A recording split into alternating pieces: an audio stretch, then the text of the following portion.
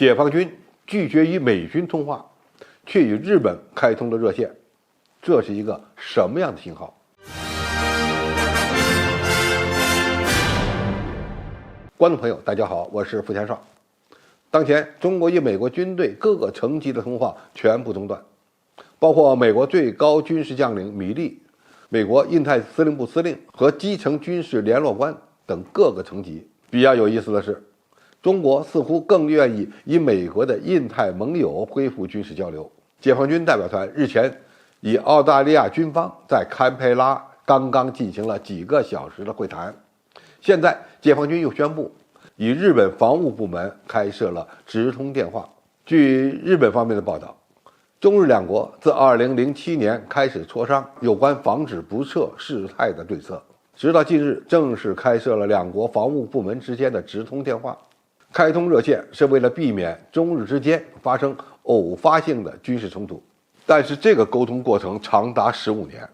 说明整个过程并不顺利。那么我们该如何看待中国与美国军事关系趋冷，却与日本防务部门之间开设直通电话呢？首先，这很可能与中日关系趋暖的大环境有关。近几年，中日两国为了避免发生擦枪走火，一直在推进这个沟通机制。两国政府于2020年11月确定了争取在当年开通海空联络机制的直通电话。到了2021年12月，双方再次明确要尽快开通。后来受到疫情的影响，直至2022年11月，在两国领导人会谈之后，再到2023年2月，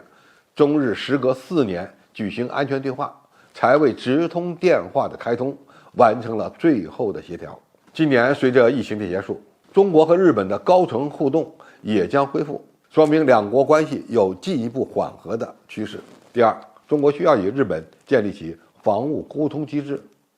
不想让日本在反华的道路上越走越远。日本政府现在越来越反华，更深层次的原因是对中国强大的焦虑和畏惧，也与两国缺少必要的沟通有关。所以，中国对待日本既要保持必要的沟通，也要在该出手的时候下狠手，软硬手段缺一不可。如果日本最终仍然选择走上一条不归路，那么中国也不可能惯着日本。在很多人看来，日本已经走上了军事对抗的道路，特别是安倍晋三政府时期开始说出了台湾有事就等于日本有事，岸田文雄又宣布将军费增加到 GDP 的2%，还要发展远程巡航导弹等攻击性武器，似乎无药可救了。其实不管日本在台湾问题上如何鼓噪，或者怎么想挑拨中美之间发生对抗，中国与日本的双边关系也是需要经营的。道理很简单，中国当前最大的战略利益不是与日本发生冲突，而是要有一个良好的外部环境，让中国的国力、军力进一步得到快速发展，最好是能够超过美国和美军。也只有这样，日本对中国的威胁才有可能进一步降低。所以发展中日关系的主动权和时间也在中国一边。第三，要力争分化美军和美国的军事盟友，有利于中国建立更好的外部环境。这个话题呢，我们已经说过了几次了。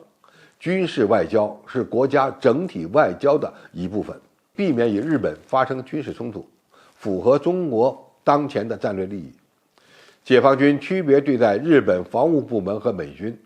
同样是对美国霸权的一种反击。这里有一个标准，美国军队怎么难受，我们就怎么来。总体而言，中国与日本开通军事热线，证明中国正在更加积极地塑造有利于自己发展的外部环境。对此，日本人要看清中国的善意，也要看清中国的底线。我们不想与日本在东亚地区发生冲突，但是并不等于允许日本干涉台海事务。解放军的铁拳时刻都会让日本人保持头脑清醒，这就是我们的底线。好，今天评述就到这里，谢谢大家收看，我们下期再见。